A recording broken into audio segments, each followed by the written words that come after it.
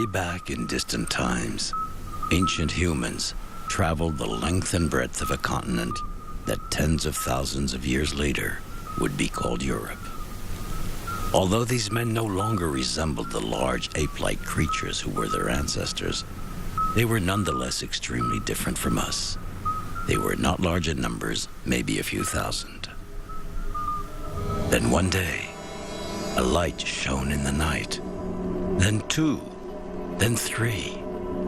Gradually, these lights covered the continent of Europe. They show the migratory routes that these men followed for hundreds of thousands of years, right up to present times. Today, only one human species inhabits the Earth, Homo sapiens, and we, modern-day Europeans, are a part of this adventure.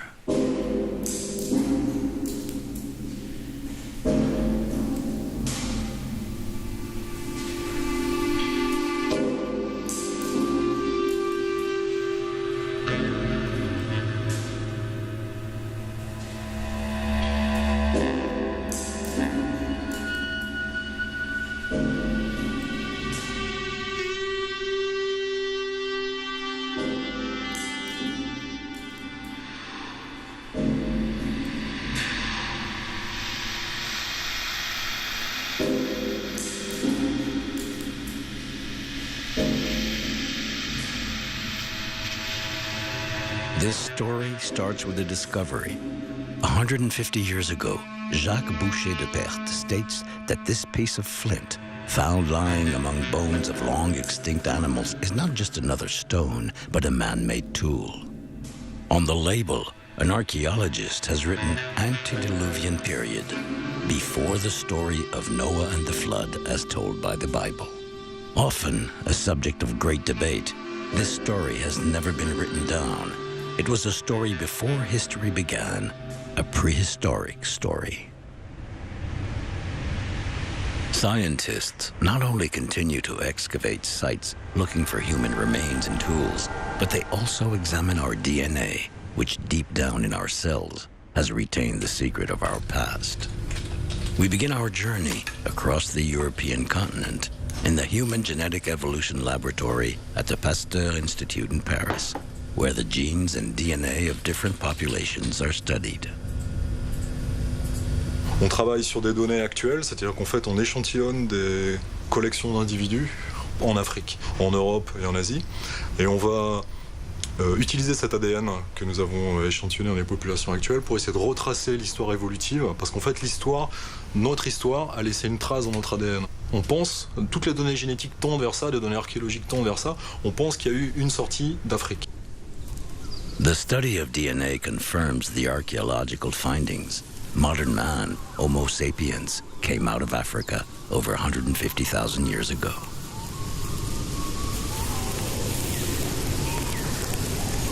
After several unsuccessful attempts, a few thousand men and women traveling in small groups finally managed to leave Africa.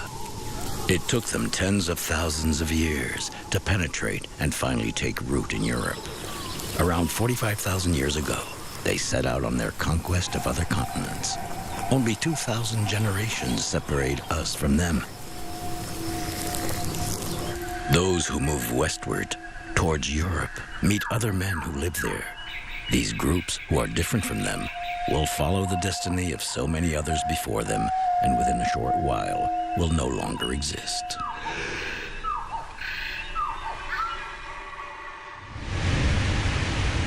The history of the oldest Europeans begins more than 1,800,000 years ago in Georgia, between the basins of the Black and Caspian Seas, a juncture between Europe and Asia. The site of Dmanisi has been occupied since the dawn of human presence in Europe. The oldest European human fossilized remains have been found there, similar to the African Homo habilis, as explains archaeologist David Lloyd Kipanidze. It's a cast of the skull, which definitely shows that they are very primitive, small brain, 600 cubic centimeter. It has no frontal bone. So it has, you could see, strong canines, and it's like Homo habilis almost. So we are between habilis and erectus. So we got a chance to look on the first steps of our genus Homo. These men are small, not over 1.50 meters. Their brain is barely larger than that of their Australopithecus ancestors, but they already possess a typically human characteristic. They like to travel. Unlike all the hominids before them, they have proved themselves capable of breaking away from their original environment.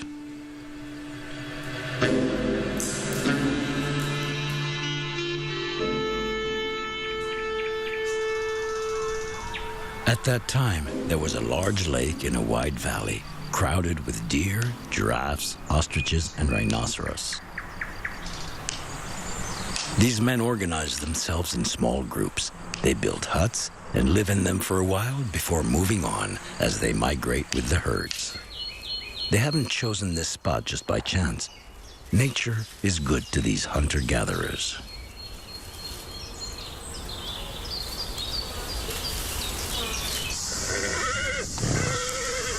They must share their territory with lions, saber-toothed tigers, or hyenas. To get their share, they have to wait until these predators have abandoned their prey. To try to understand how they lived, archaeologist Jacques Pellegrin studies the flints shaped by Homo habilis, handyman. He understands their gestures and cutting methods and imagines their manual ability and the way they thought. To make this tool, you need to imagine what this stone will become and how it will be used, getting the marrow out of broken bones, scraping skins. These tools are evidence that a truly human culture existed over 1.5 million years ago. However, it seems that this species of ancient human died out. Scientists do not know why. But Europe will remain populated because very soon other men will also leave Africa. This is Homo erectus, set upright. He arrives in Asia and in Europe, where he continues to evolve. Very few fossil traces remain from these distant eras. Most of the evidence has disappeared, crushed under the weight of the glaciers that for more than 2 million years have periodically covered the north of Europe.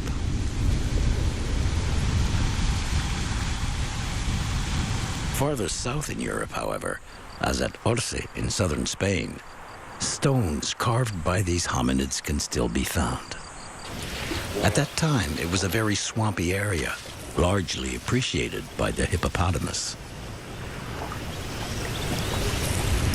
It is again in Spain, but this time in the north, near the town of Burgos, that the oldest fossils of these hominids have been found. Atapuerca is an exceptional site. Numerous caves were discovered in 1976 as workers were fixing an old railway line. 150 research workers from all over the world work with Eudal Carbonell and José María Bermúdez. The excavations of these caves have unearthed bones and skulls, the oldest dating from 1,200,000 to 800,000 years ago. Spanish archaeologists have named them Homo antecesor.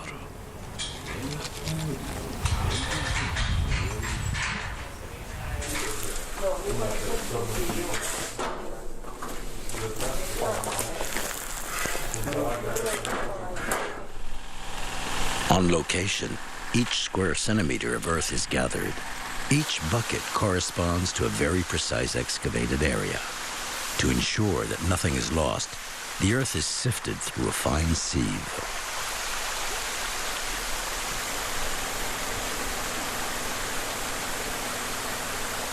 An archaeologist finds a tooth. Which animal does it come from?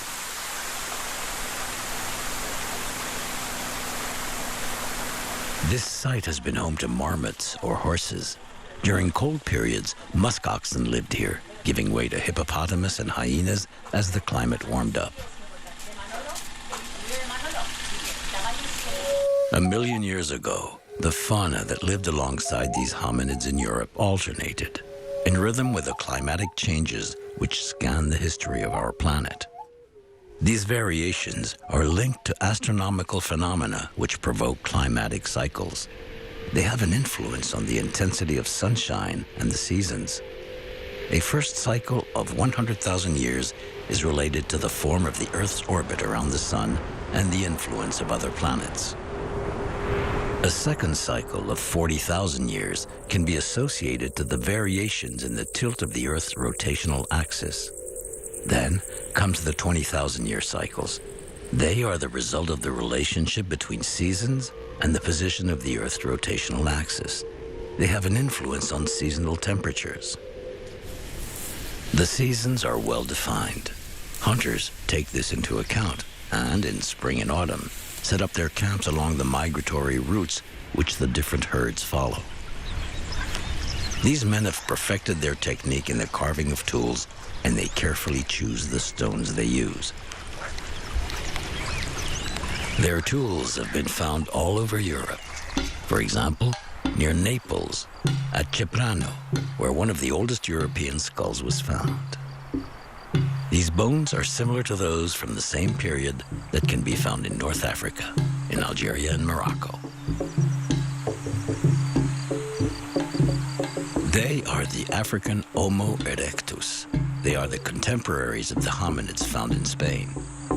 Perhaps they crossed the Straits of Gibraltar, a plausible theory, because identical tools have been found on both sides of the Mediterranean. In Africa, around 1,600,000 years ago, Homo erectus created a new tool, the biface. This biface, or arrowhead, does not arrive in Europe until 1 million years later, around 600,000 years ago. It is not known whether it was created locally or whether it was a technique that the new populations brought with them from Africa. Anyway, arrowheads have only been found southeast of the Rhine, so perhaps there were 2 large cultural zones in Europe. To carve a biface, these men start by hacking off large pieces of stone. To refine the cutting, they invent a new type of hammerstone. Before they used another hard stone. Now they use a stag's antler, which is softer and enables them to chop off finer fragments and get a sharp cutting edge. This is not just a simple technical innovation, but a real cultural change. This invention implies that the craftsman has evolved in the way he imagines the final object. The biface is a graceful and useful tool. It will be used for hundreds of thousands of years.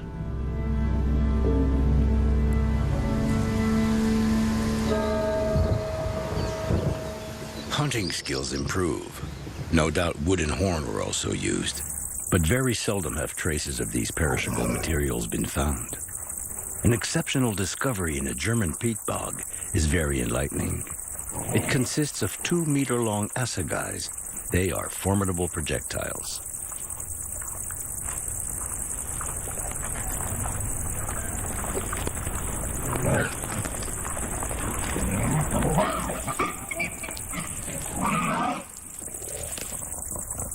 To protect their families from rough weather and large predators, hunters often use rocky outcrops or caves as shelters.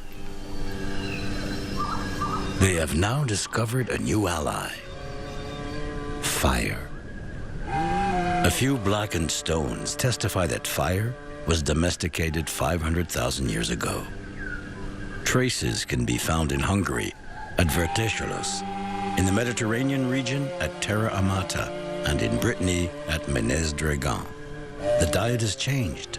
Hominids now cook meat.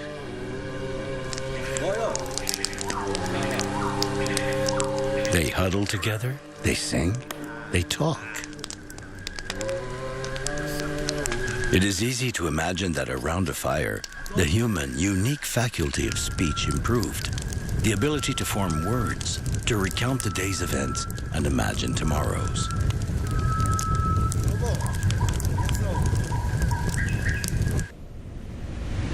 Now, these men are able to occupy the northern regions of Europe. Following the rhythms of the ice ages and changes in the sea level, the British Isles are alternately isolated or joined to the continent. 500,000 years ago, groups of men cross a wide marshy plain through which runs a large river.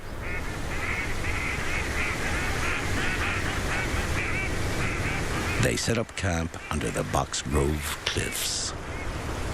Here, archaeologists have unearthed horse and rhinoceros carcasses. The bones still bear marks of cutting and scraping. The only information we have about these men comes from a tibia, which belonged to a tall, well-built individual measuring 1.80 meters. The excavated tools tell us that they were very good craftsmen. They had developed a specific way of cutting stone, enabling them to produce flint scrapers, very useful for cutting up large carcasses.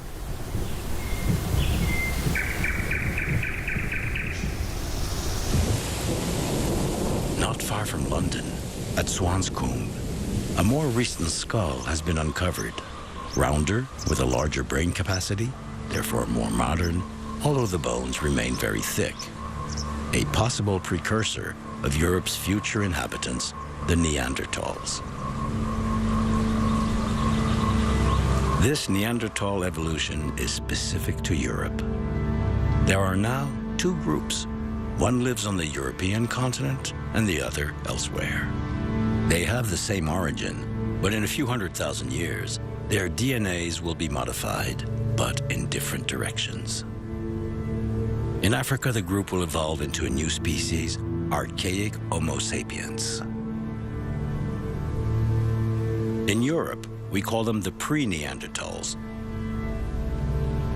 Around 350,000 years ago, they spread over a large part of the continent.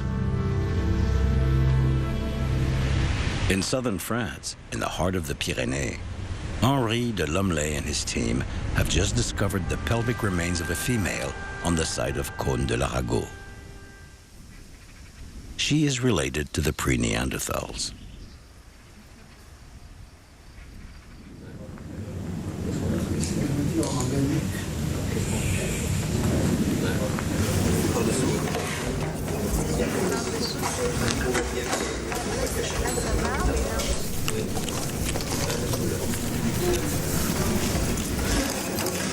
Mais voilà, il est tout fissuré, mais il est très beau. Regardez. Mais il y a encore un peu de la terre là. Je vais vous le montrer comme ça. This cave has also revealed several skulls. The most striking factor is their size, practically the same as ours. However, the bone structure is much thicker, and the eye orbits are overlapped by a thick brow ridge.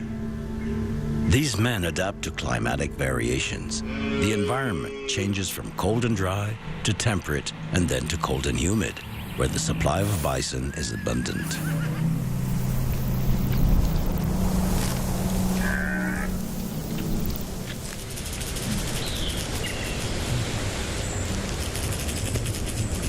Many Neanderthal sites can be found in the Pyrenees, such as Portel or Montmorin.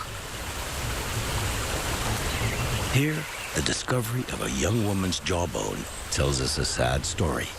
Perhaps she fell down a crevice and died.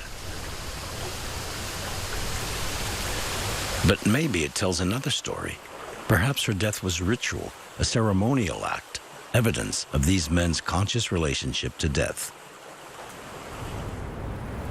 The last remaining witness of elaborate burial rites.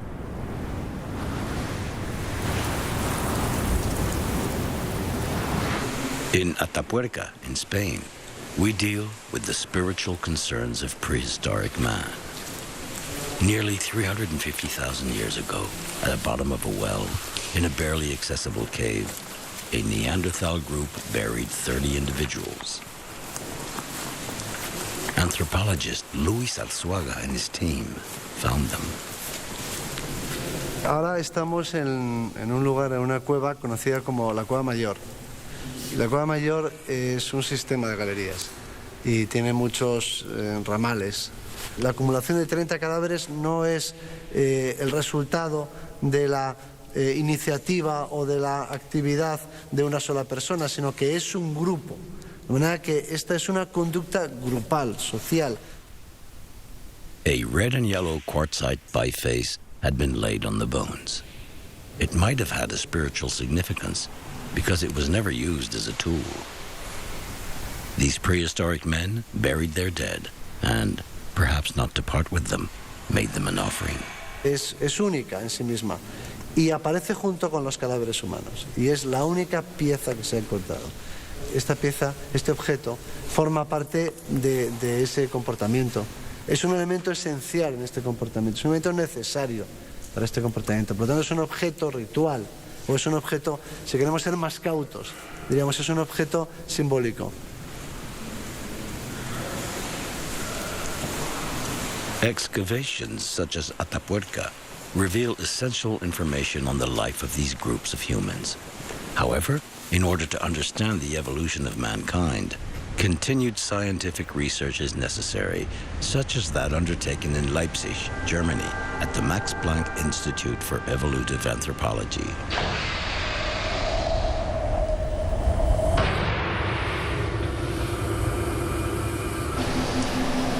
This scientist makes three-dimensional models of skulls and studies the internal and external structures. You can see it's the typical Neanderthal form, see? Yeah.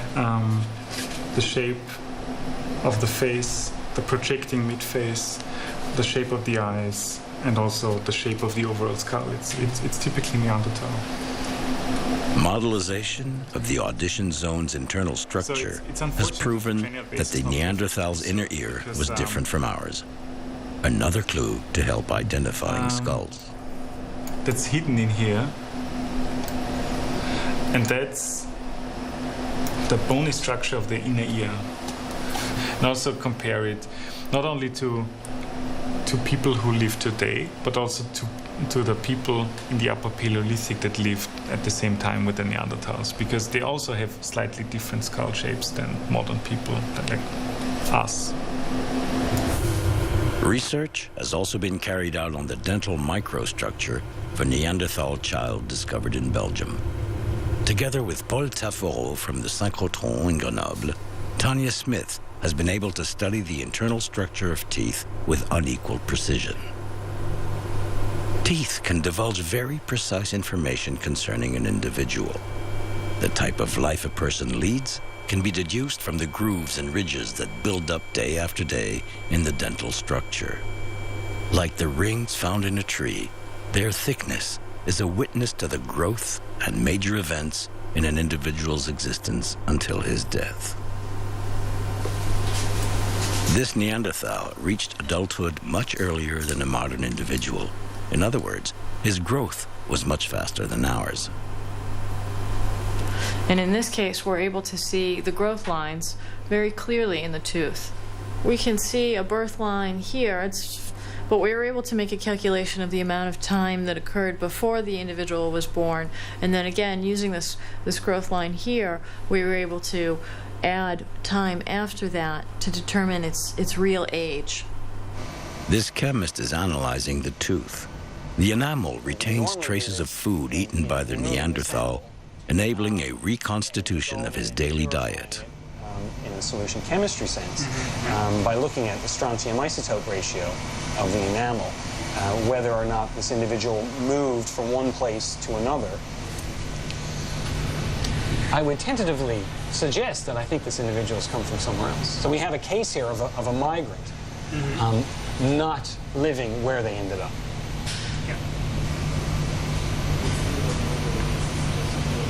These studies are important in drawing a quite accurate portrait of these prehistoric Europeans who are now spreading over the continent. Neanderthal is an average 1.60 meters tall.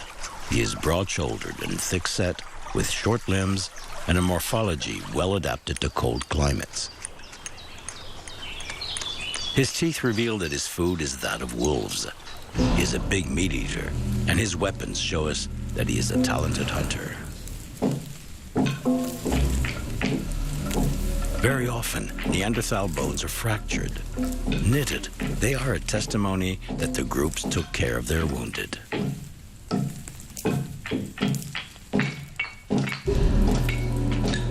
Evidence of cannibalism has been found, but it is circumstantial. This practice could be linked to periods of famine or be part of a cultural ritual.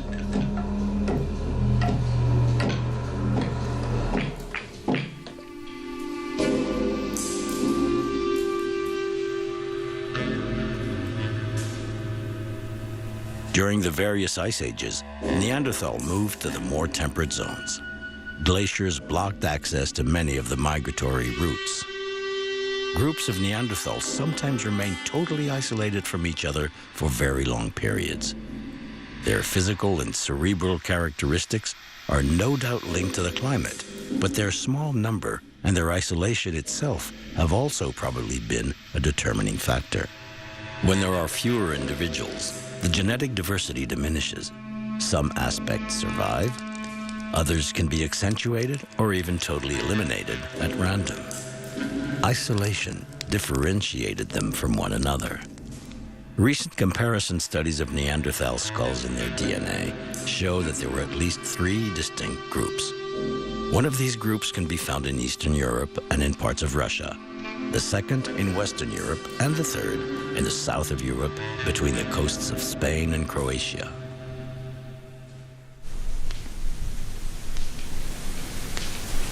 Neanderthal introduces a new method of hewing stone, which enables him to produce a number of various sharp tools. First of all, the craftsman takes a piece of flint and takes off fragments around the edges. He has the mental capacity to imagine the form he wants to produce. Finally, one last strike gives them a sharp cutting edge.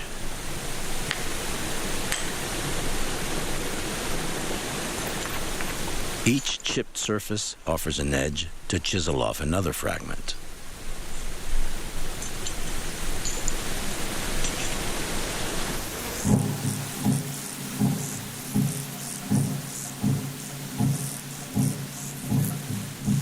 A herd of mammoths has been spotted.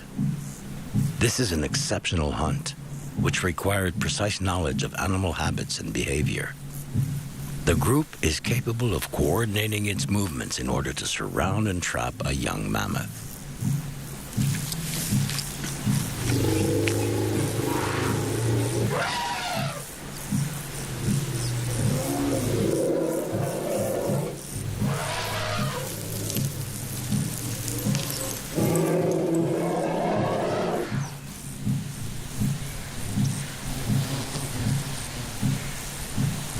After having dismembered its prey, the group returns to its shelter with the meat.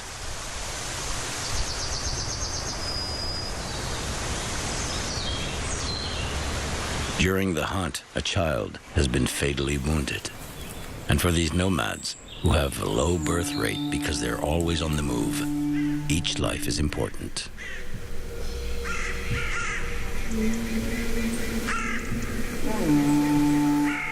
A very important step in the history of Neanderthal came around 100,000 years ago with the systematic burying of the dead.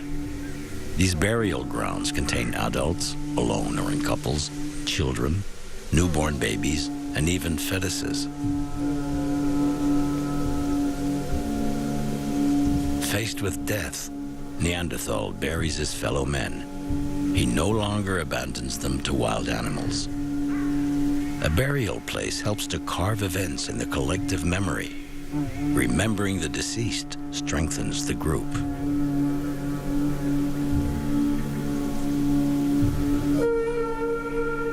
Ochre red pigments are scattered in the tomb. No doubt this has a symbolic significance. Red is the color of blood, the color of life. Ochre is also known for its antiseptic qualities, so perhaps it has a medicinal function. The body is covered with flower petals. Sometimes they put a stag's antlers, a shell, or a jawbone alongside it. A Neanderthal child's skull has been found at Roque de Marsal in Dordogne. 60,000 years ago, he lived here. We can make out the burnt earth of a fire near to what seems to have been his grave.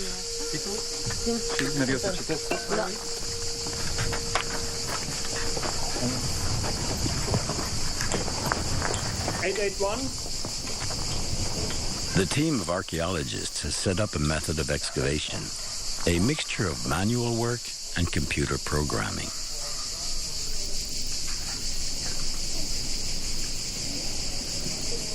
They visualize ground movements and displaced artifacts. They confirm periods and original position.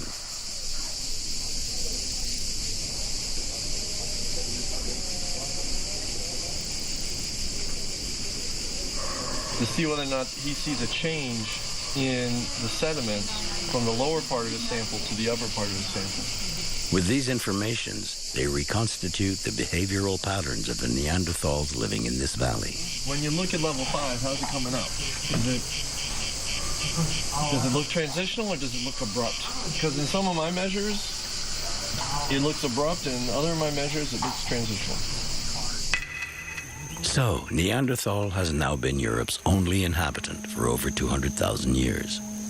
However, during this long period of time, in Africa, Homo erectus has also evolved.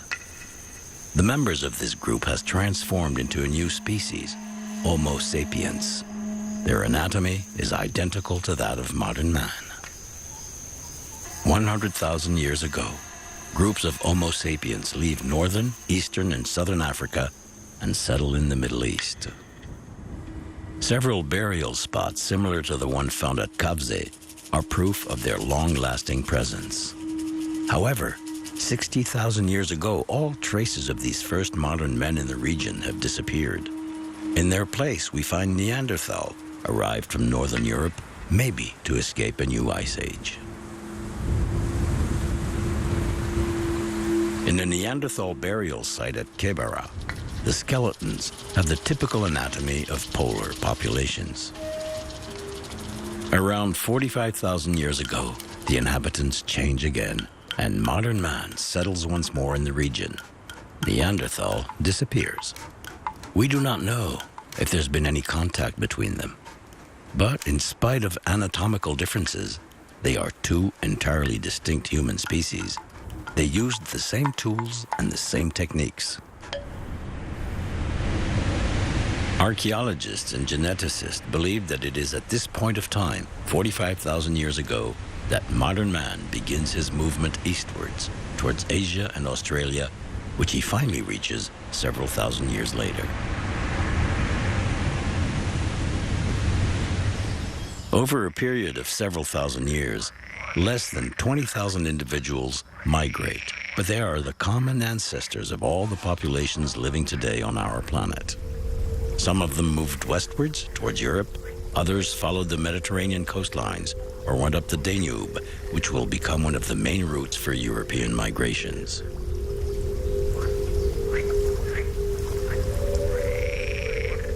Families settle along riverbanks or seek shelter in the cliffs which follow the riverbeds over thousands of kilometers.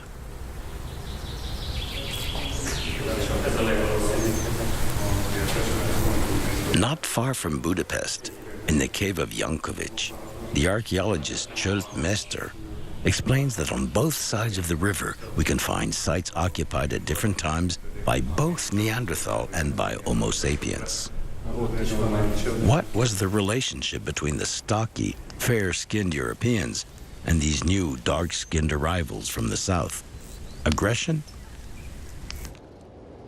Were there sexual relationships? Were children born? Most scientists believe that they were totally different species and therefore procreation was not possible.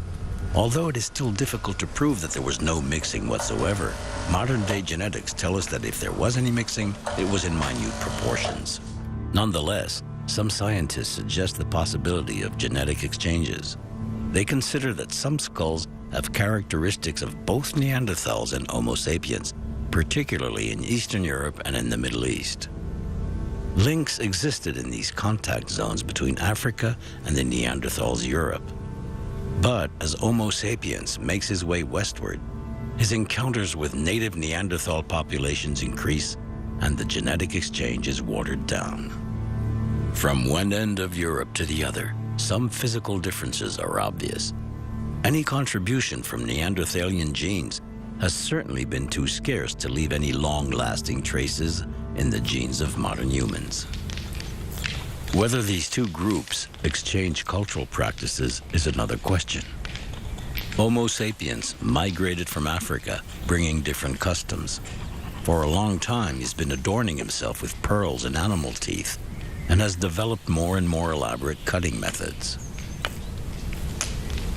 He mass-produces elongated fragments of stone, blades and flakes, which supply him with new, more diversified weapons and tools.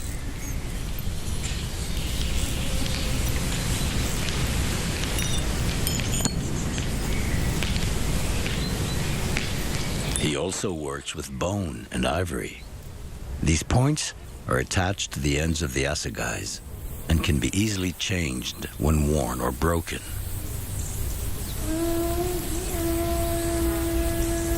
Neanderthal and Homo sapiens coexist in Europe for several thousand years. Were there any exchanges between these two groups in the way of objects and techniques? Do any traces remain of any possible influence they might have had on each other?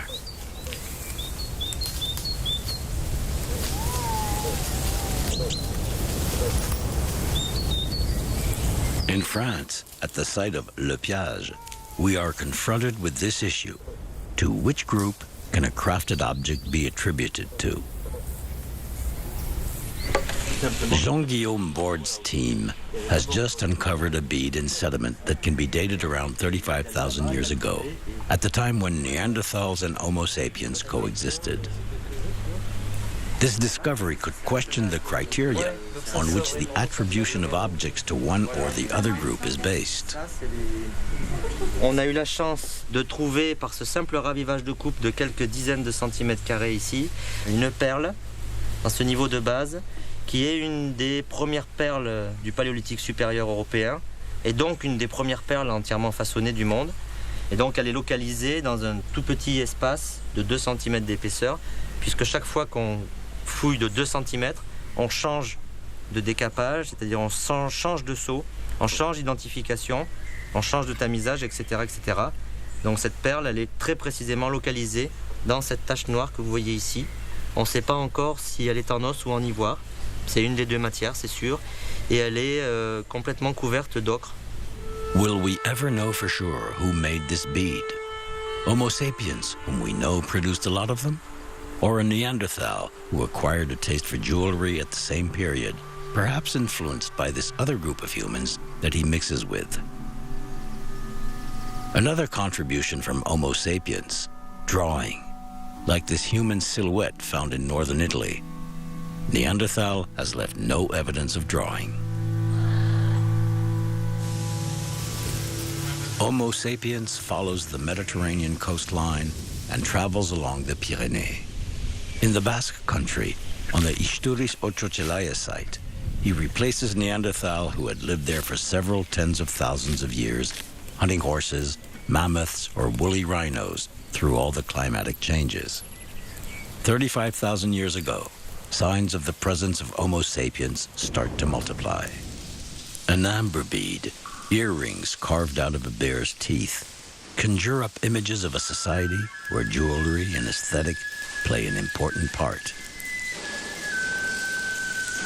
A society with musicians also.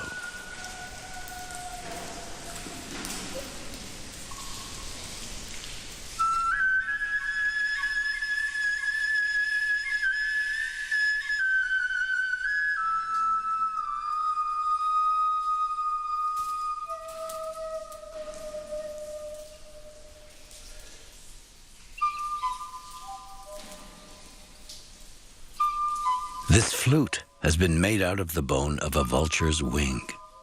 It is being played today by a researcher who is also a musician.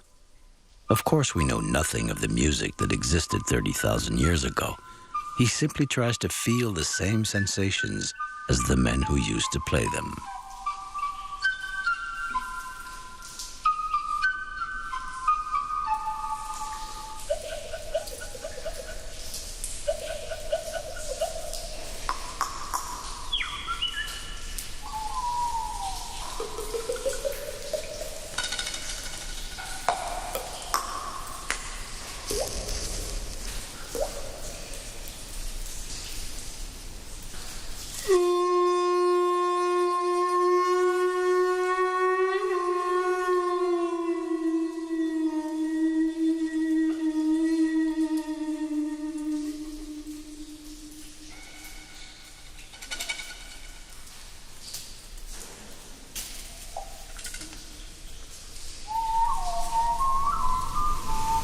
Homo sapiens, the musician, is also the first painter.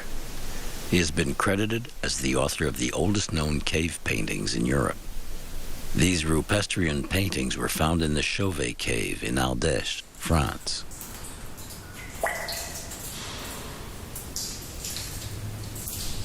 Research director of the CNRS, Dominique Gentil, has been able to precisely date these paintings by analyzing one of the cave's stalagmites. Il y a plusieurs silhouettes emboîtées. Parmi ces échantillons, il y a cette stalagmite-là qui a été trouvée, donc cassée, sur le sol archéologique. Et on a retrouvé l'emplacement où elle était, sur le sol, sur lequel on a trouvé des charbons de bois qui ont servi à faire les peintures de la grotte Chauvet. L'intérêt de cette stalagmite, c'est qu'elle a poussé dessus et qu'on a pu faire une datation indépendante, donc qui n'est pas une datation carbone 14, mais qui est une datation uranium-thorium, en analysant donc un bloc de calcite au début de la croissance de cette stalagmite, et on a trouvé 32 000 ans. Donc ça, on démontre de façon indépendante que les charbons qui sont dans cette grotte-là, au moins à cet endroit-là, sont plus vieux que 32 000 ans. Animals are extremely well depicted, and not only many dangerous animals like lions and cave bears, rhinoceros, but also game, horses, an owl. The repetition of these lines and shapes creates a surprising sensation of movement. These are not the first sketches made by Homo sapiens. They are skilled work which displays real artistic talent. Animals, handprints, abstract drawings can be found everywhere in the cave, and experts are keen on trying to interpret their meaning. Attention is drawn towards a rocky outcrop where one can see a drawing of a bison and a female vulva.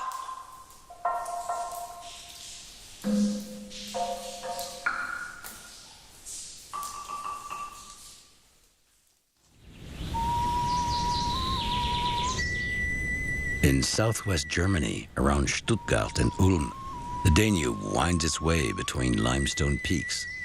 The ancestors of modern Europeans used the natural cavities in these rock faces as shelters. It is here that the world's oldest carved female representation has been found. 35,000 years ago, this 6-centimeter-high figurine was carved by a craftsman out of a mammoth's tusk. Where the head should be, there's a ring, allowing the small sculpture to be hung up. Great emphasis is put on the breasts and genitalia.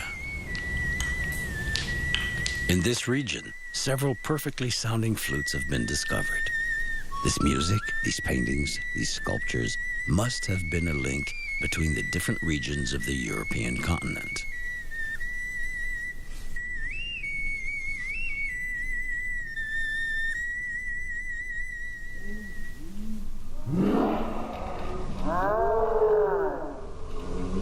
Just like their female models, the animals they've depicted are not just ordinary mammoths or lions.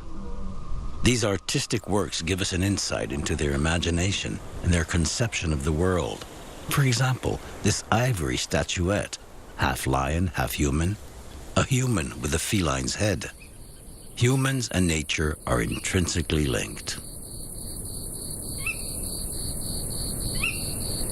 On this bas-relief, a silhouette raises its arms to the sky. These symbolic figures tell us about their thoughts, their beliefs, where the supernatural is always called upon.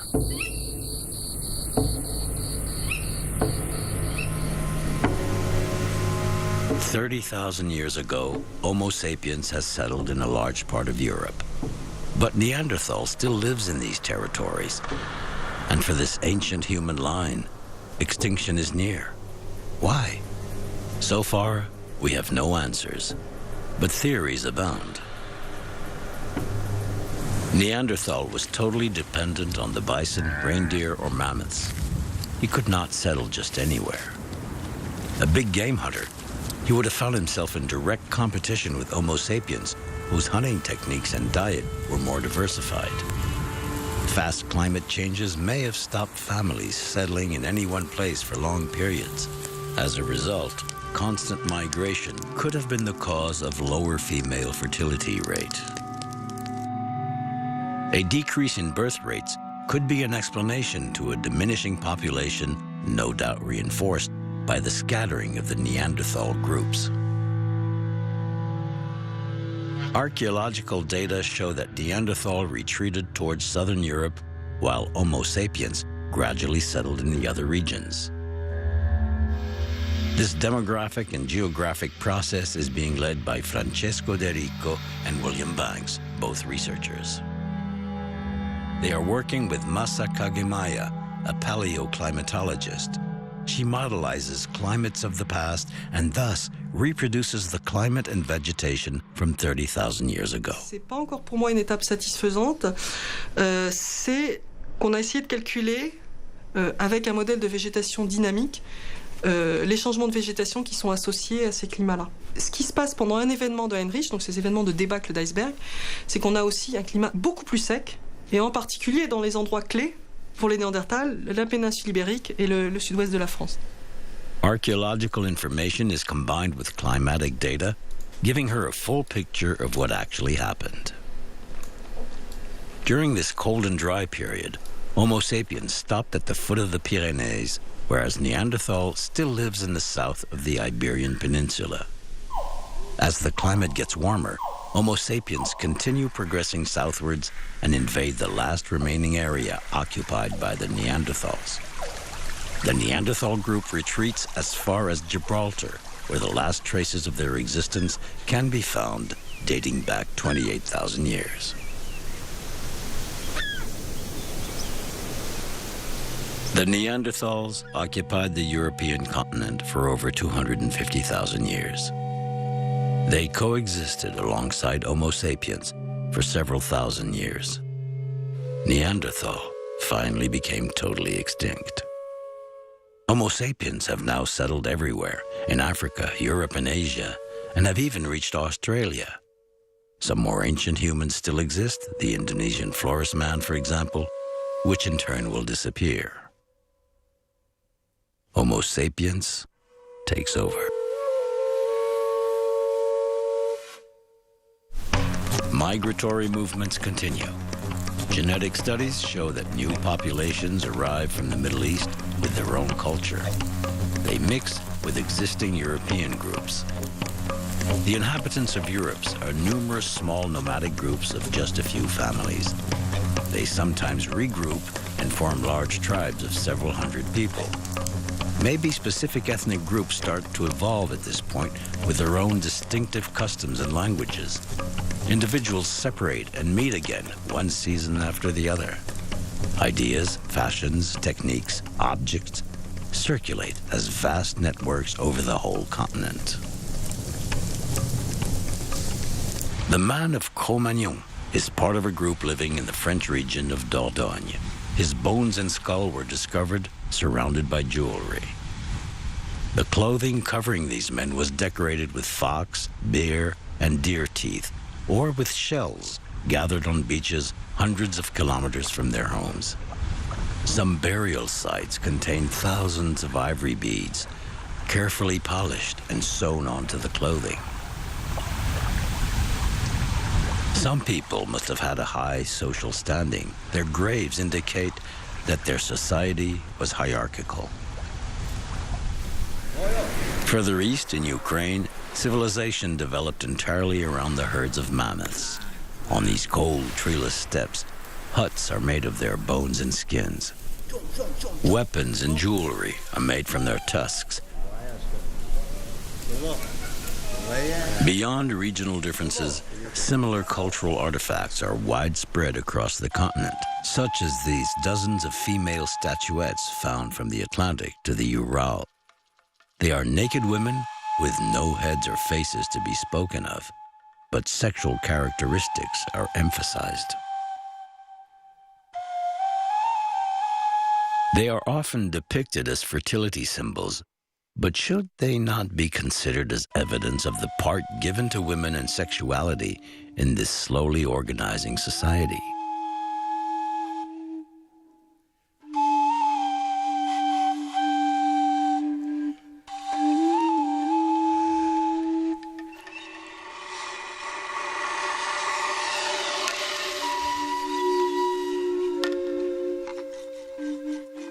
Sometimes the face shows remarkable details, like the face of the Lady of Brassampouy, found on the Atlantic coast. It has been carved in the tusk of a narwhal. Male art representations, such as this articulated puppet discovered in the Czech Republic, or this phallus from southwest Germany, are seldom to be found. In the west and south of Europe, hands are among the most common representations on the walls of caves, as in the cave of Gargas in the Pyrenees. Hands of women, men and children, red and black hands, hand shapes applied with colored hands or hands outlined by dabbing colors between fingers. Some of the fingers are incomplete, as if they were crooked or if parts had been cut off. These hands certainly have a symbolic role and are no doubt linked to a ritual. Some caves have undoubtedly been used as sacred places.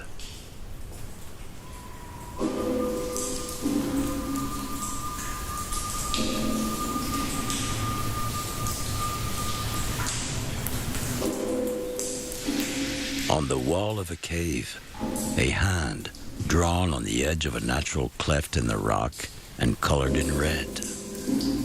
The gesture of a man or woman. This eternal moment conveys their faith in life.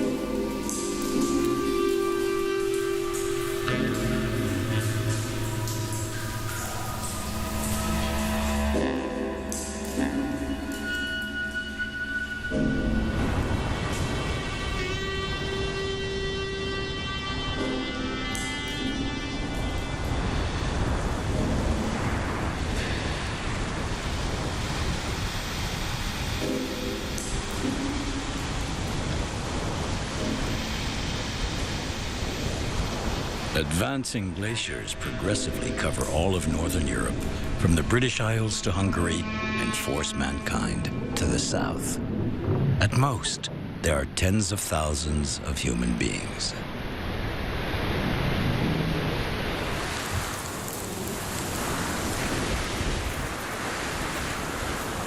To survive, they must follow the great herds of animals, seeking new grazing grounds. These migrants enter territories inhabited by other Homo sapiens. Populations are concentrated on the banks of rivers and at passage points of the seasonal migration of animals.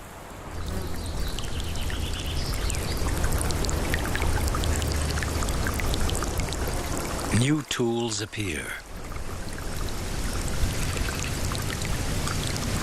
The sewing needle. A horse tendon is used as thread.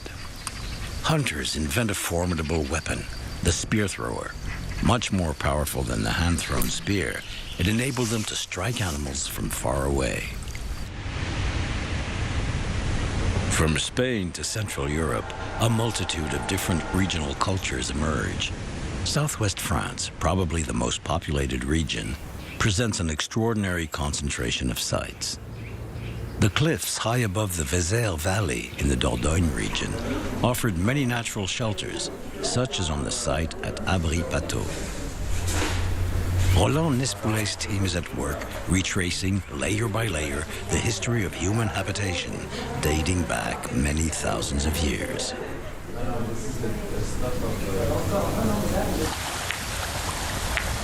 The discovery of magnificently hewn flint stones show us the degree of refinement of the cultures of this period. The archaeologist Jacques Pellegrin has recreated the movements used in the making of these nearly translucent blades, perhaps tools or ceremonial objects.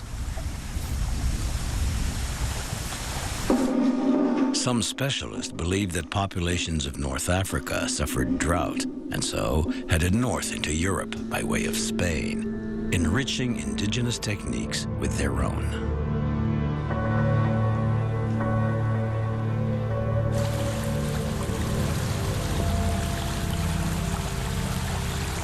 Symbolism and beauty find their way more and more into everyday objects. The first designers of humanity are at work. An artist carves a reindeer antler in the shape of a salmon, then engraves another salmon on it with the tip of a flintstone. Hunting and animals continue to occupy the imaginations of artists.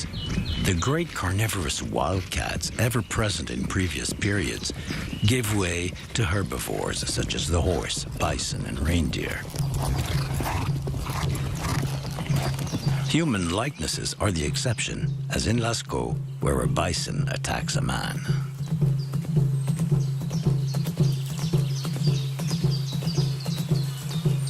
Artists express themselves in the half-light of grottos, but they also create in the full light of their daily habitat.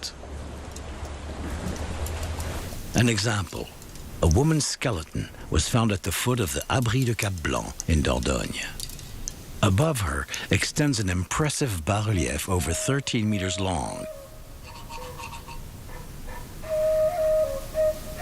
A decorative frieze of wild animals, perhaps to honor the memory of the deceased.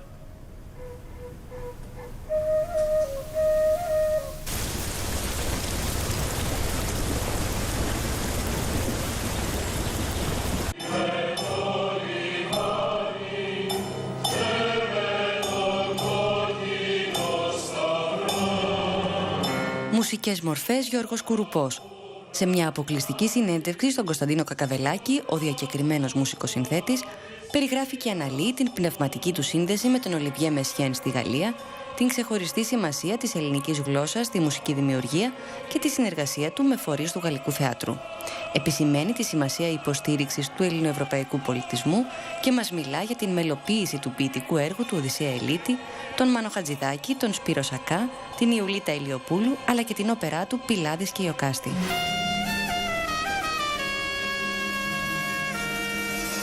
Μουσικές μορφές, Γιώργος Κουρουπός, την Κυριακή στις 10 το βράδυ στη Βουλή Τηλεόραση. Η χρήση της ζώνης ασφαλείας και του κράνους θα μπορούσε να σώσει κάθε χρόνο στην Ευρώπη 7.000 ανθρώπους.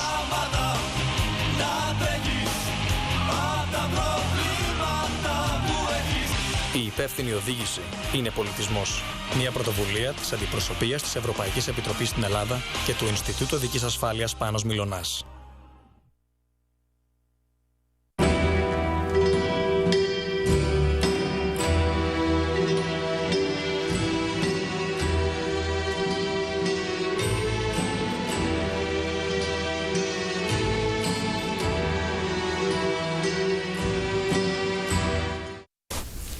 Every kind of material serves to represent, to make into an image. The image carved on the handle of the weapon represents the animal destined to be killed. Does it perhaps demonstrate the will to absorb its power?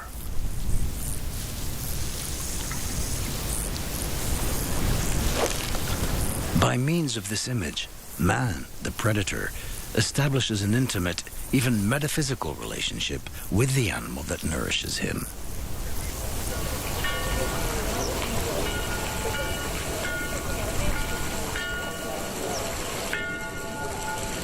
For the prehistorian Martina Laznikova from the Moravian Museum in Brno, in the Czech Republic, animals are sacred and become the stuff of creation and of dream.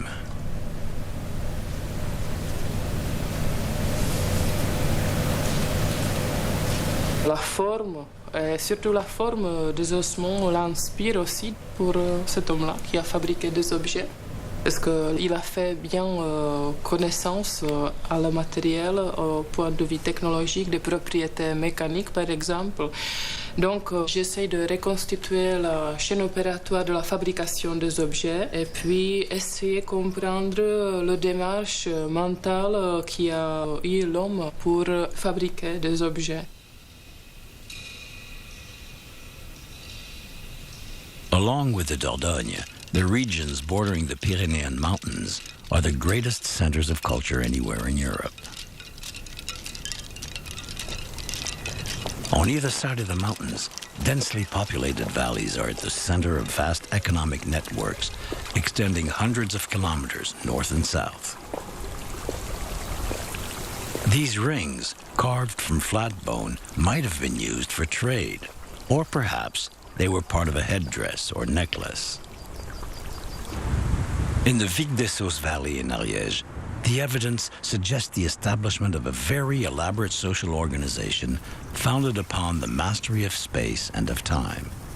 The passage of deer in the autumn defined the season and allowed the creation of stocks of meat and of antlers.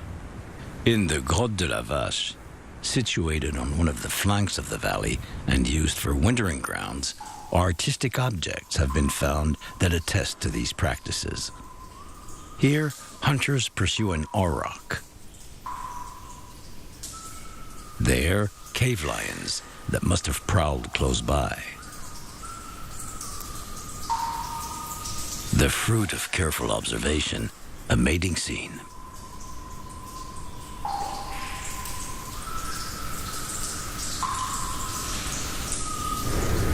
On the other flank, facing the dwelling space, the Grotte de la Vache contrasts with the symbolic space of the Grotte de Nieu.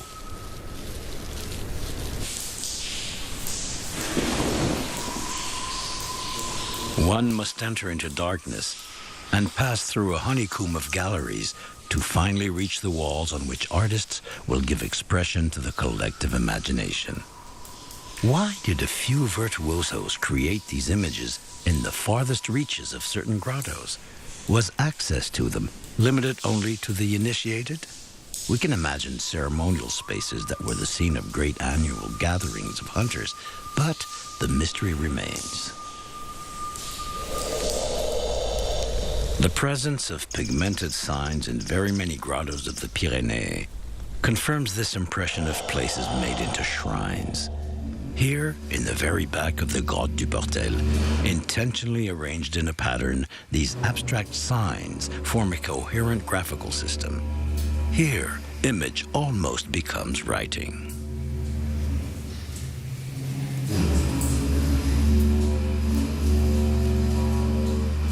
In an almost inaccessible place, in the very back of the Grotte d'Isturiz Ochocelaya in the Basque Country, a man, by pressing his finger to clay, has left us the image of this horse.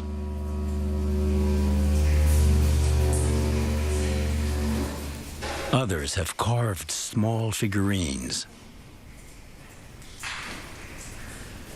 This style is characteristic of the grotto.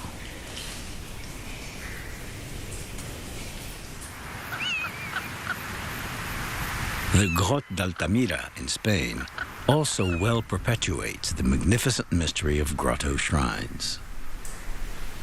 Overhead, artists have painted signs and animals using the natural bumps and depressions of the ceiling to give volume to their images.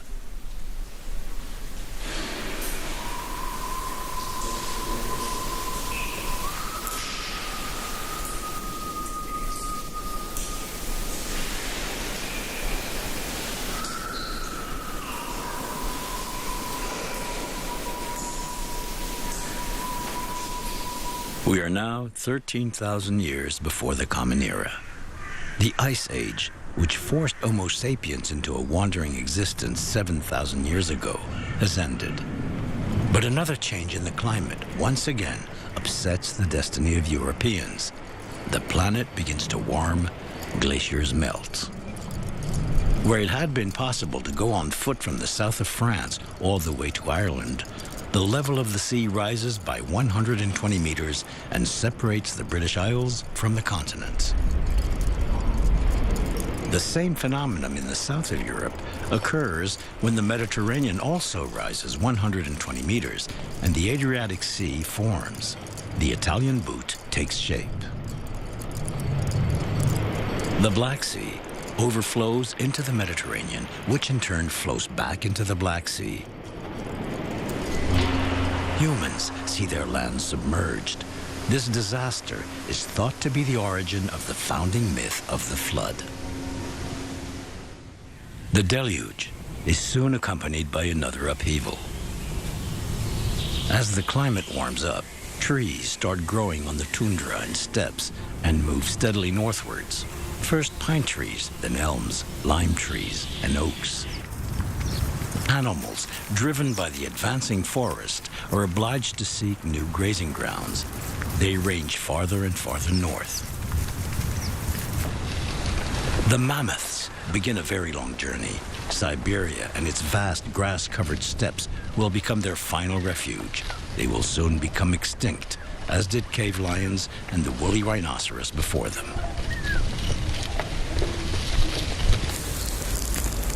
Men submit to these upheavals, sometimes over the span of only 2 generations. Following the great herds, many hunter-gatherers disperse all over Europe and take with them their cultural traditions. Those who choose to stay in the new forest ecosystem must adapt to a smaller food supply. Some animals, such as deer, boar, or hares, acclimate to the forest, but they are few in number and live over a wide area. New hunting techniques must be found.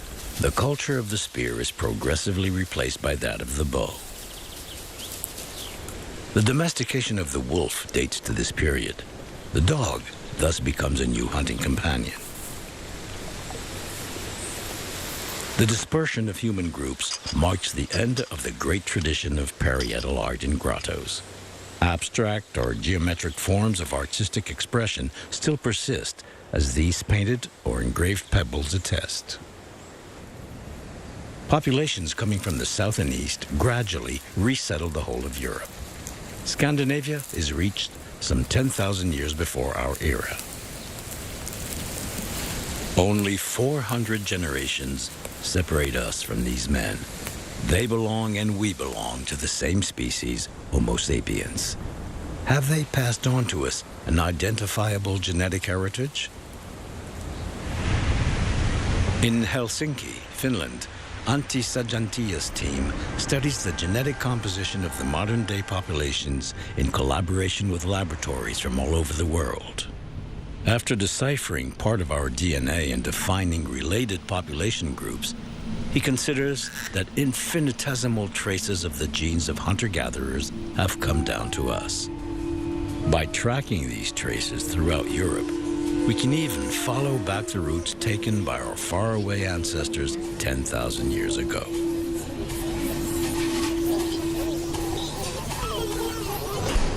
Should I put them to the fridge or? Yeah, first. Even slight mutations are recorded on our DNA. These mutations constitute markers by which we can follow past migrations and link them to the present. Certain mutations most certainly come from our populations of hunter-gatherers. Others, though, seem to indicate outside sources that come later. Did new immigration take place in Europe?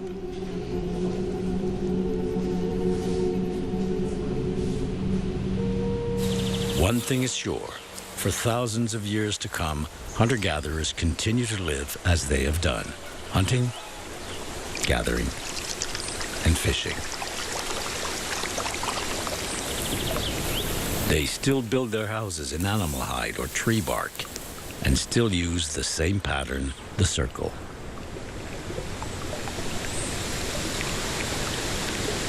However, at the same time, other men build their houses on a square pattern and in brick. They live in the Middle East and will soon change the fate of Europe.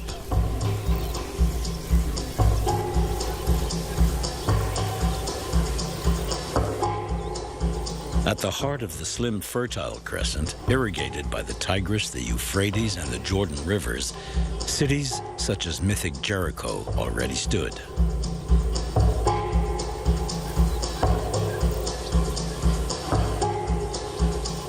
In Turkey, a surprising city has recently come to light, Çatalhöyük. It dates back to 6,500 years before our era. Here, it is reconstituted in 3 dimensions from blueprints made by archaeologists. Nearly 6,000 inhabitants live here. It extends over 10 hectares. We look below the roofs into the houses, all built together. Between 11,000 and 8,000 years before our era, The populations of the Fertile Crescent, benefiting from the mild climate, gave up hunting and gathering and settled on the land. They adopted a new way of life based first on animal husbandry, then on farming. For the first time in history, man domesticates animals and learns to grow crops. Man controls nature. These changes appear almost simultaneously in several different places on the planet: Africa, Asia, Central and South America. These new farmers begin by taking a few wild plants, sometimes imported, then acclimating them and growing them as crops. Barley, oats, millet, spelt, and wheat came to be grown this way. They do the same with certain wild animals that they domesticate. The first genetic mutations and manipulations are mastered by man. The auroch becomes an ox or a cow. The mufflin becomes a short-haired sheep.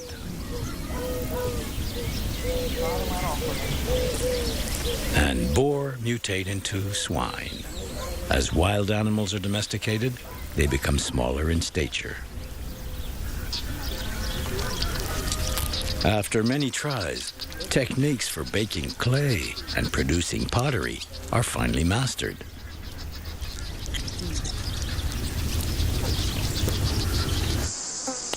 Obsidian deposits are quarried far from villages. This magnificent black stone is polished to a mirror-like finish and becomes the object of intense trade. The world of symbols also plays a part in the great economic and social transformations that are taking place. Drawing on ancestral mythologies, new forms of worship take shape. The figure of man dominates. Ancestors and deities are made in his image. This statuette, found at Çatalhöyük, thrones leaning on two wildcats. Giving birth to a child, she would seem both to represent the founding deified ancestor of her lineage and to symbolize fertility in a farming society that is based on the cycles of germination and rebirth. Based on documentation, we see here a three-dimensional reconstitution of the new symbolic space inside a house in Çatalhöyük. Animals are still here. The auroch and the bull remain important mythological figures.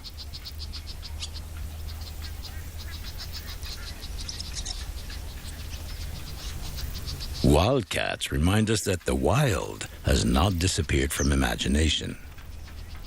The vulture tearing apart headless corpses is a reference to funeral rites.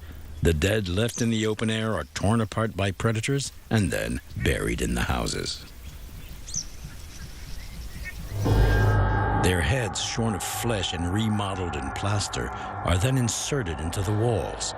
Such practices foreshadow the myths of Osiris, of Orpheus, or again, the symbolic sharing of the body of Christ. A human figure, almost totem-like, seems to give birth to a series of bulls. Prehistorians interpret it as the dramatic representation of the engendering of lineages. Towards 6,000 years before our era, Çatalhöyük, along with other political and religious centers of the Fertile Crescent, disappears. Was it climate change, soil depletion, an over-centralized system of government making administration of the city impossible? Many families migrate from the Middle East towards Europe, taking with them cereal seeds, domesticated animals, techniques, and traditions. Hugging the Mediterranean coastline, whose climate is identical to that of the Fertile Crescent, these migrants advance by land and by sea. In a few hundred years, they will reach the Iberian Peninsula. All along their journey, they come across natives who are still hunter-gatherers. By this contact, the natives often change their way of life. The Mediterranean islands are quickly populated. On the island of Cyprus, the newcomers find vestiges of other farmers who had come 3,000 years before, bringing cats with them they had just domesticated. The Greek islands are colonized. On the Pelagian coast, the Franchti Grotto has already sheltered Neanderthal man over 30,000 years before. Then Homo sapiens took his place. Towards 5,800 years before our era, with shepherds come from the Middle East, the grotto becomes sheep pen. Even today, Greek shepherds drive their goat herds there.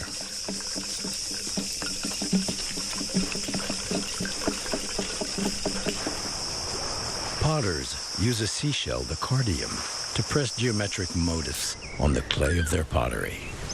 This characteristic style is called cardial. For archaeologists, the cardial culture is a reliable indication of the stages and pace of the migrants' progression as they advance into Europe. The Mediterranean is not the only area being peopled. Leaving behind them the Fertile Crescent and the Anatolian uplands of Turkey, new groups of humans cross the Bosphorus Strait and head towards Central Europe. Their potters fashion particular style. Red, white, and curves designate their origin. On the excavation site of one of the first settlements of farmers, Axel Amposta studies methods of building ovens and techniques of firing ceramics. Avec la céramique de Kovačevo, il me semble qu'elles ont quand même été des structures assez complexes qui permettent d'avoir des cuissons très très maîtrisées. Quand on veut une céramique rouge, il faut une atmosphère dite oxydante, c'est-à-dire épurée de tout gaz et fumée donc de la combustion. Ici seront installées toutes les céramiques. Et il faudra que j'arrive à avoir une atmosphère de cuisson oxydante, sans gaz, avec le moins de gaz et de fumée de combustion possible. Donc en fait, ces trous vont me permettre de faire un appel d'air. Le feu sera derrière moi. Je le pousserai peu à peu au fond de cette chambre, qui est la chambre de combustion. Et ces trous permettront de faire appel d'air avec la petite cheminée qui sera par ici. Et comme ça, en fait, tous les gaz et fumées de combustion vont sortir les premiers. Et il ne restera plus que la chaleur, et uniquement de la chaleur. On the same site at Kovačevo, the great number of feminine figurines, intentionally broken and scattered. Dismemberment observed in the Fertile Crescent, proof of past contacts between two communities, each of them keeping a fragment. Seals found at Kovačevo seem to attest a far-reaching trade, as similar ones have been discovered in several regions of Central Europe.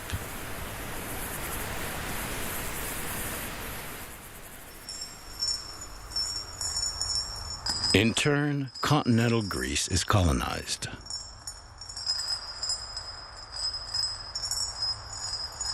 Further north, certain groups reach the shores of the Black Sea. Yet, once again, the Danube becomes one of the main routes of penetration into the European continent. Generations of migrants succeed one another in the same villages. Today, on the site of Bordusani in Romania, the prehistorian Dragomir Popovici notes the successive layers of human occupation. When the village becomes overpopulated, new land must be cleared elsewhere. The rate of progression is estimated at 2 to 3 kilometers a year. That equals a gain of 300 kilometers in a century.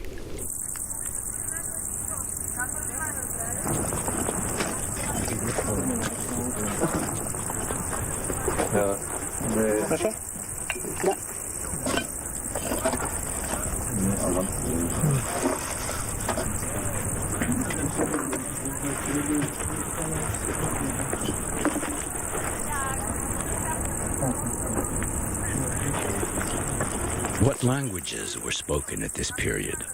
Perhaps in the beginning, the idioms of the Middle East. But as the population spread out, new dialects could have appeared.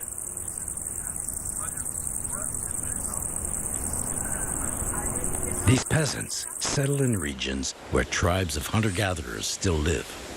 Thus, on the Danube, near where the iron gates stand, a civilization of hunter-gatherers still lives whose way of life tends to become sedentary.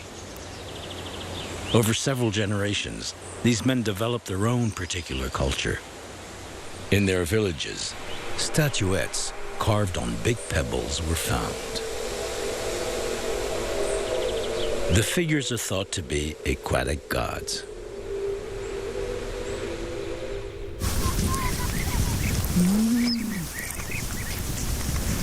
Did the hunter-gatherers and the new farmers encounter one another? Perhaps objects and pottery are traded, and reciprocal borrowings are made of techniques and ways of life. But still semi-nomad, indigenous societies continued living apart and were more and more marginalized. Recent genetic analysis show that there was little mixing between the two groups. Comparative studies carried out in Central Europe on skeletons and skulls give similar results. Animal husbandry and agriculture are diffused by the immigrants as they settle Europe.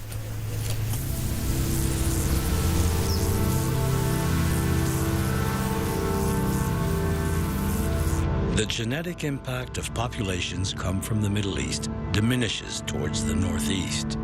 Thus, in Ireland, few genetic traces of these colonists subsist. Settling the land improves living conditions and favors demographic expansion. Villages and cereal growing appear in areas that are wet and fertile. The migrants introduce grains, wheat and spelt, as well as goats and sheep, previously unknown in Europe. They bring their oxen and their swine and leave local aurochs and boar in the wild. They import Neolithic tools. Neos means new, and lithos means stone. We are in the age of the polished stone. Axes and adzes dig, cut, and clear land.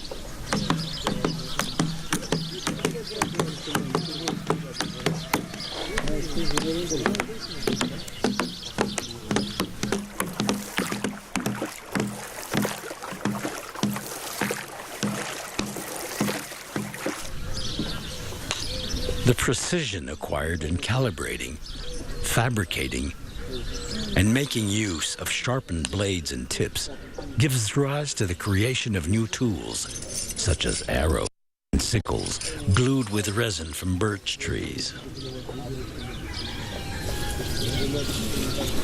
But sedentary life comprises negative aspects which still affect us. Man had been a nomad and ran freely in the grasslands. Now he lives bent over in fields. Skeletons have been found showing signs of bone disease, such as arthritis and backache. Close proximity of man and beast leads to contamination between the species, a problem still faced today. Animals and men exchange viruses, bacteria, germs, or prions. Tuberculosis, rinderpest, and measles cause devastation. Epidemics and pandemics almost certainly wiped out whole villages. In addition, poor harvests, food scarcities, and nutritional deficiencies despite the storage of food. In the villages, storage areas were reserved for food storage. Millstones have been found for use to grind cereal. Problem was, flour mixed with stone dust scratched tooth enamel. The first cavities, also caused by a sweetened diet, first make their appearance, and with them, a new profession of dentist. After 100 years of fairly rapid human settlement in all parts of Central and Eastern Europe, the population growth stagnates. Probably due to a short period of cooling, the progression northward stops and allows plants and animals time to acclimate.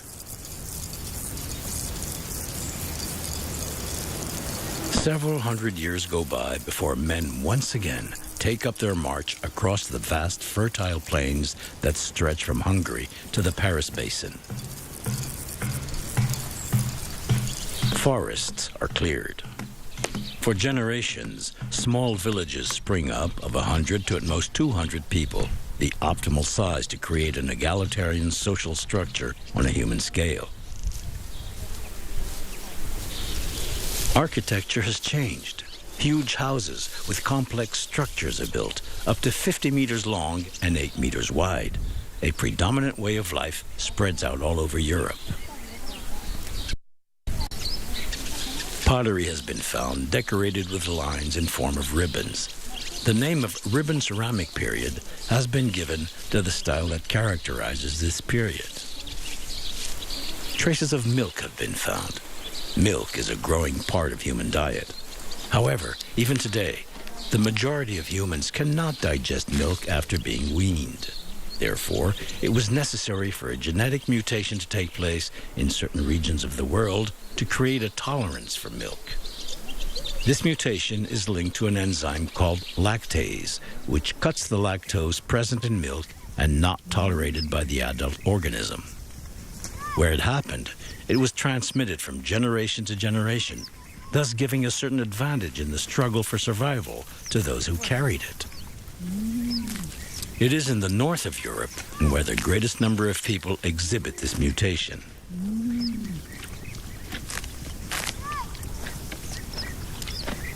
Thus, cultural changes and modifications in diet can have a direct impact even on the biological functions of humans.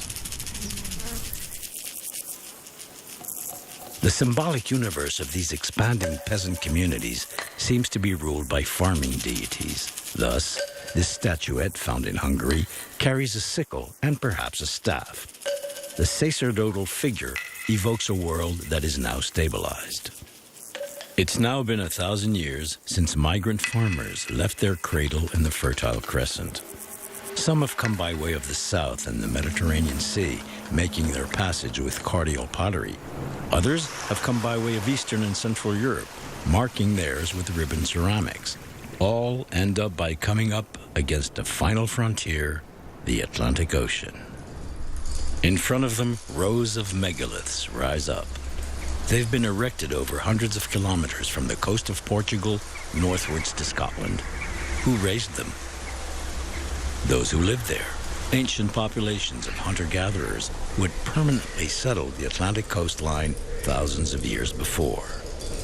According to recent archaeological studies, these blocks were used to symbolize a threshold, or perhaps to affirm a native identity in the face of the massive arrival of populations come from afar. In the Gulf of Morbihan, the sea level in the Neolithic era was lower. The megaliths today are partly submerged. They are perfectly aligned with those raised on the continent or on islands still above sea level today, such as the island of Erlanique. Serge Cassen invites us to rediscover the symbolism of megaliths. He leads us to the site of Locmariaquer. There, facing the sea, stands an enormous menhir, now fallen to the ground. It is nearly 20 meters long and weighs more than 200 tons. They raised it up almost 7,000 years ago. Serge Cassen reconstitutes the site in 3 dimensions, with the menhir, and next to it, an enormous grave in the shape of a circular passage. The person buried is of high rank, an indication of a society that is already hierarchalized. At the back of the grave, a stele covered in signs which look like staffs. The entire monument was built around it.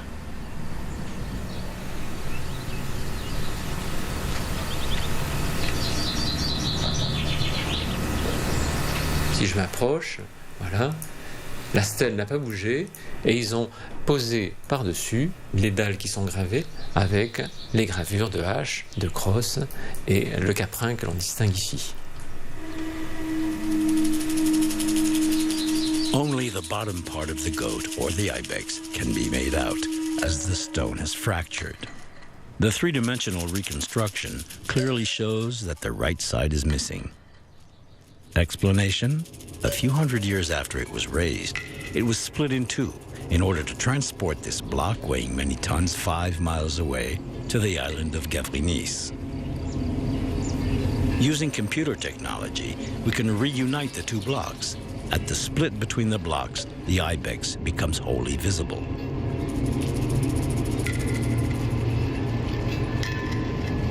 Other engravings appear. Above, a sperm whale.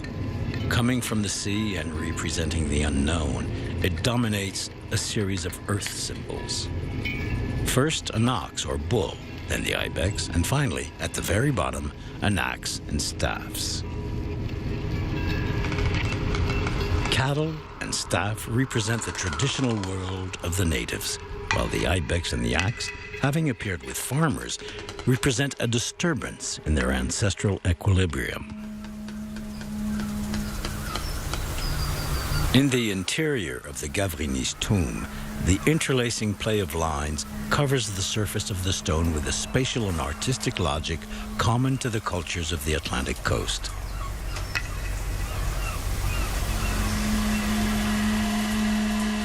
Spirals, staffs, geometric figures, serpentine shapes unfurl. Axes and sacred objects make for offerings to honor ancestors. From the north of England to the south of France, one can find these polished axes. Some are made out of jadeite, a rock extracted from the Alps. They were carefully placed in tombs or planted in the ground, the cutting edge facing the heavens.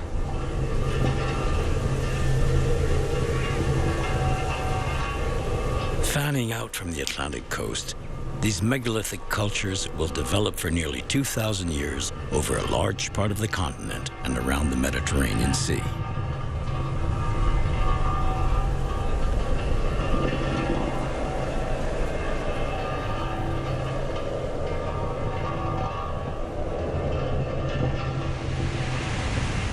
On the other side of Europe, at Varna in Bulgaria, on the banks of the Black Sea, tombs have been discovered. The skeleton of a man lies covered in gold finery. The first metal to have been worked, gold, has always fascinated for its light and its rarity. This dignitary holds an axe that serves as a scepter. This accessory, demonstrating authority, indicates a highly hierarchized society. In Europe, a new political order has been imposed. The economy of production, based on storing, trading, and the appropriation of wealth by an elite ruling class, leads to the appearance of inegalitarian societies. In the floodplain of the Danube in Romania, mounds known as tels have formed over hundreds of years, resulting from the piling up of villages one upon another.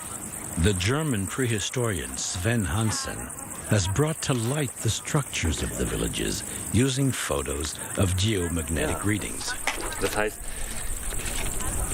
die Besiedlung war nicht nur auf den Tell mit seinen 25 Häusern beschränkt, sondern erstreckt sich auch hier an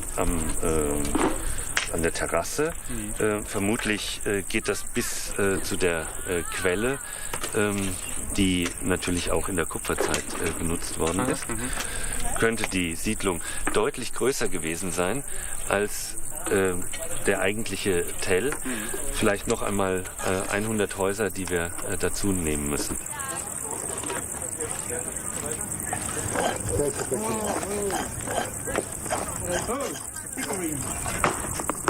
These photos, along with the three-dimensional reconstruction of other villages, underline the importance of these constructions, which may have enclosed ceremonial space or serve as ramparts against attacks. Around 4,500 years before our era, the population of Europe is estimated to be between 2 and 5 million. The house mingles the domestic and the cultural. For the everyday utensils that they are, ceramics as well can become ritual objects.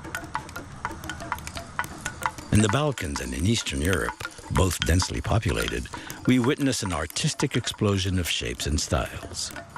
Human figuration is more and more present.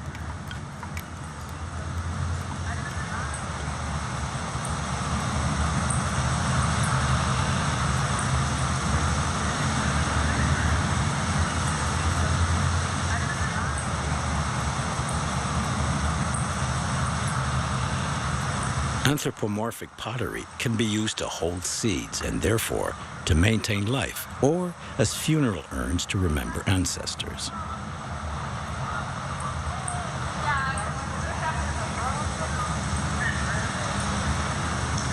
The drawing defines a squared space. Lines frame signs and abstract forms.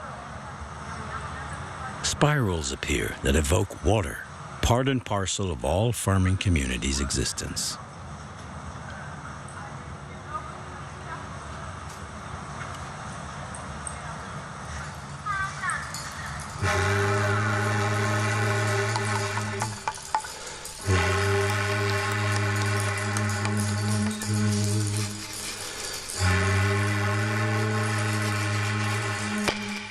Art at this time becomes more complex.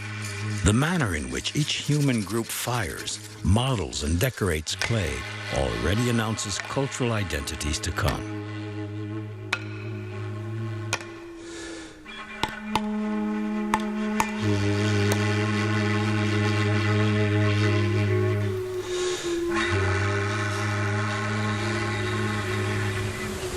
In the north of Europe, in Scandinavia, the populations of hunter-gatherers have absorbed the Neolithic cultures of the immigrant farmers. Their artistic production, however, expresses a symbolic universe that is wholly their own. In nature, as in Finland, there are places with a ceremonial vocation. On the rocks, drawings represent characters and animals. These agricultural communities have a very strong relationship with the spirits of nature. These sacred spaces in the heart of nature are associated with shamanistic practices.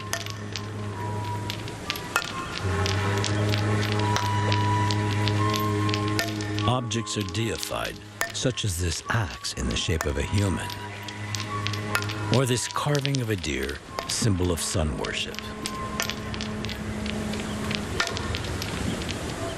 Nowadays, it is high in the mountains, close to the heavens, that men climb to seek sacred places.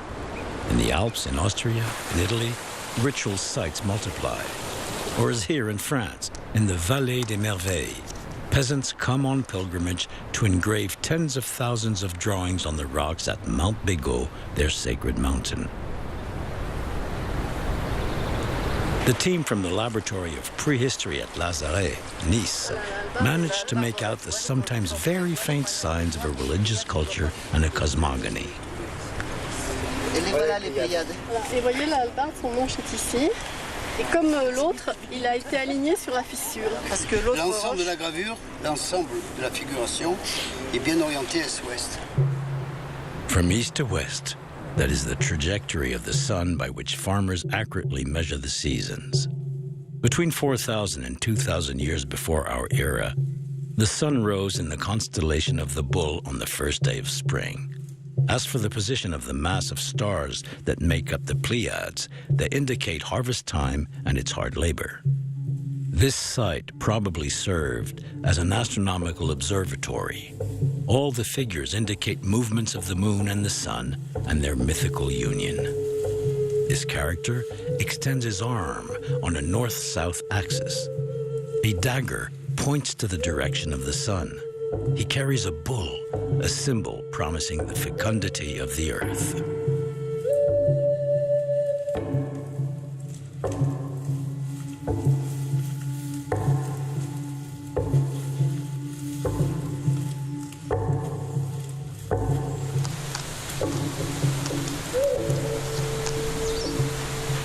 Once worship to their sun god and bull god has been given, man climbs back down into the valleys. With the population increasing, more living space must be occupied. Villages are built all along the alpine foothills.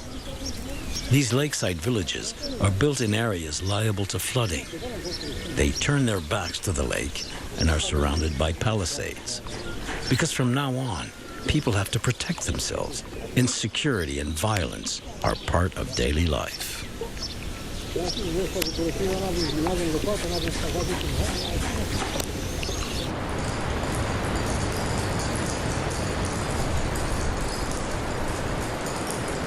A victim of this violence has been found. on a glacier on the border between Italy and Austria at an altitude of 3,200 meters. He goes by the name of Otzi. He died over 5,000 years ago. His body lay frozen in the ice. He's dressed wearing a bearskin bonnet, a goatskin loincloth, and a cape made of braided grass. He's armed with a bow, arrows, a hatchet, and a flint dagger.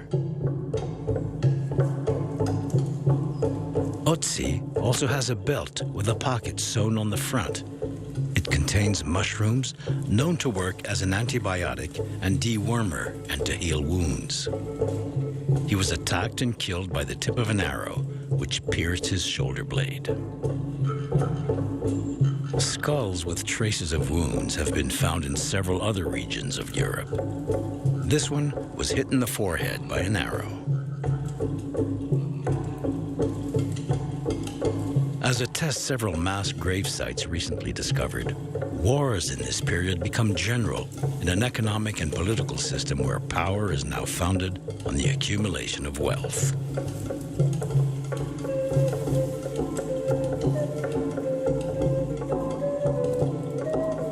In studying Otzi's DNA, it was determined that he belonged to a small genetic group that is identical to that of European populations, notably of the Tyrol, but as well as of the Middle East and of North Africa.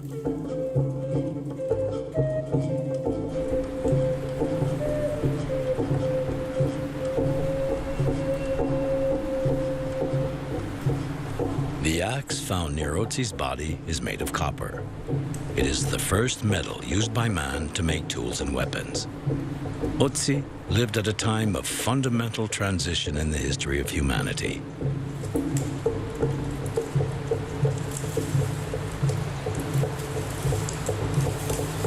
Mankind leaves the Stone Age and enters into the Age of Metals.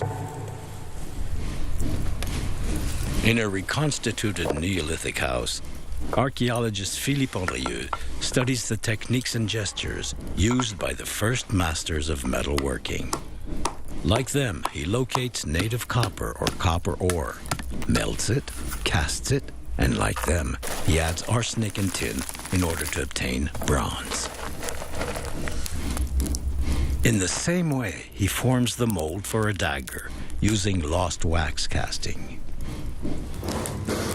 Mastery of metalworking is first found in Iran, the Balkans, and Central Europe. New farming instruments are invented, such as the simple plow. Ornaments are created, veritable pieces of goldsmithing as well as weapons. Specialized trades appear, such as that of metalworker. Trade intensifies everywhere in Europe. Links are made with territories rich in raw materials. Chiefdoms are imposed and alliances are made.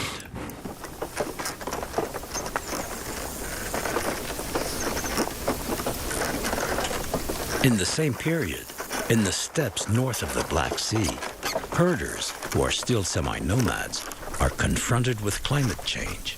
Their lands are becoming deserts. They've domesticated the horse, at first just to eat it, then to ride it. Soon, the wheel is invented, perhaps simultaneously in different places. It is used on the first carts in the history of humanity. These nomads head westwards with their new tools, tools that spread little by little throughout Europe. This is a Europe in transformation. Bit by bit, peoples are forging their separate identities. Trade is carried out with the Orient, where the first great civilizations emerge. In a span of a few generations, metalworking, gold, copper, and bronze contribute to the birth of societies which are more and more complex. With the mastery and the power conferred by the working of bronze, aristocrats take the lead of the traditional kinship organization. Dynasties arise. These new powers base their legitimacy on religions that redefine ancient mythology and give birth to new gods. Some specialists date the formation of so-called Indo-European languages at between 3,000 and 2,000 years before our era. the question of their origin remains unanswered. In fact, there was probably not a single origin, but multiple ones emanating from constant exchange. In the same era, barely 150 generations ago, men invent a new mode of communication, writing.